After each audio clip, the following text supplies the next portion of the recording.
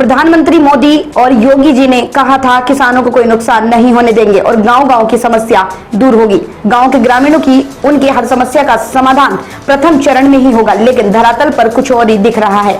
सारे वायदे खोखले नजर आ रहे हैं। जी हां, हम बात कर रहे हैं उत्तर प्रदेश बलिया जनपद के बसंतपुर व छोड़हर गांव के साथ साथ कई ऐसे गांव की जहां के ग्रामीण और किसान हर साल बारिश की वजह से होने वाले जल जमाव से पूरी तरह से पीड़ित और ग्रसित है।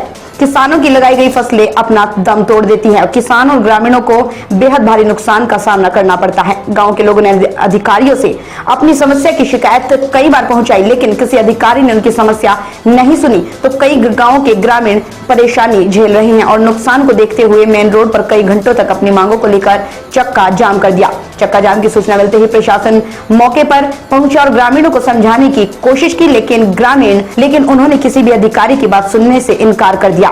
इस चक्का जाम और धरना प्रदर्शन के बीच एक 80 वर्ष की बुजुर्ग महिला जिसने अपने हाथ में लाठी लिए लोगों को रोकते नजर आई। इस महिला से पूछा गया, आप ये क्या कर रही हैं?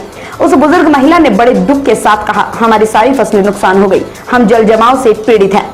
अंततः घंटों बीत जाने के बाद मौके पर पहुंचे नवागत एसडीएम संजय यादव ने किसी तरह से ग्रामीणों को समझाया और लिखित रूप से उनकी सारी मांग पूरी और समस्या का समाधान करने की बात कही। फिलहाल संजय यादव एसडीएम की बातों पर विश्वास कर चक्का जाम को ग्रामीणों ने हटा दिया। गांव के ग्रामीण और प्रधानों का कहना है कि हमारे गांव में जल जमाव की वजह से किसानों को काफी नुकसान हो रहा है। किसी भी अधिकारी ने आज तक हमारी पीड़ा को नहीं समझा। इस बार भी प्रशासन की तरफ से दिए गए आश्वासन पर हमने विश्वास किया, लेकिन अगर प्रशासन विश्वास को तोड़ने का कार्य करते हैं तो इस बार भारी आंदोलन के साथ कई गाँव के ग्रामीण धरने पर बैठने को उतारू हो जाएंगे। लोग कहवे नहीं चाहते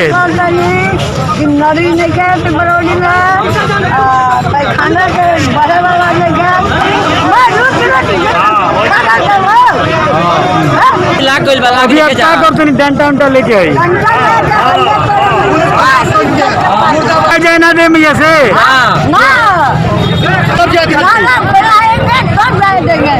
ठीक है। अजय कुमार चौबे, ग्राम सभा छोड़हर प्रधान। मामला ये है कि जैसे छोड़हर है, श्रीपुर है, बसदेपुर है, भीखपुर है, डुमरी है, सराया है, ये सारे गांव ये जो ताल है हम लोगों का, सारे गांव में जल जमा हुआ है और कहीं से पानी निकल नहीं रहा है। देखिए अगली साल भी यही हुआ, जो कि हम लोगों का गेहूं का फसल तो एकदम बर्बाद हो गया। 2-3 साल से इधर कुछ नहीं हो रहा है, न गेहूं हो रहा है न धान हो रहा है। धान भी डूब जा रहा है। अरे करोड़ों रुपया का नुकसान हो जाएगा, ये समझ लीजिए, इतने गाँव का। फिर नहीं होगा तो फिर हम लोग धरने पर जाएंगे और आंदोलन उसी तरह से हम लोग करें। मैं नित्यानंद मिश्रा, पूर्व प्रधान बसंतपुर। तो किसानों का दर्द है जो रोड पर आके छलका है इस धूप में, नीचे भी धूप से जल रहे हैं, हम लोग ऊपर से धूप से जल रहे हैं। ये किसानों की इस सुराहा ताल के किनारे बसे हुए 20 से 25 गांवों की किसानों की वो समस्या है जो आपके सामने आज पड़ी है। उन पशुओं की समस्या है जिसकी चारा नहीं है, उन किसानों की समस्या है जिसके घर में भोजन नहीं है। वो उस समस्या को लेकर हम लोग आज यहाँ खड़े हैं। और यहाँ 25 से 30 गांवों के किसानों की समस्या है, अगर वो जलमग्न कटहर नाले से निकल जाता, जब तक हम लोग की मांग नहीं पूरा होती है तब तक चले। जैसा कि आप खुद जानते हैं कि मैं भी यहाँ एक हफ्ते से इस तहसील में कार्यभार लिया हूँ।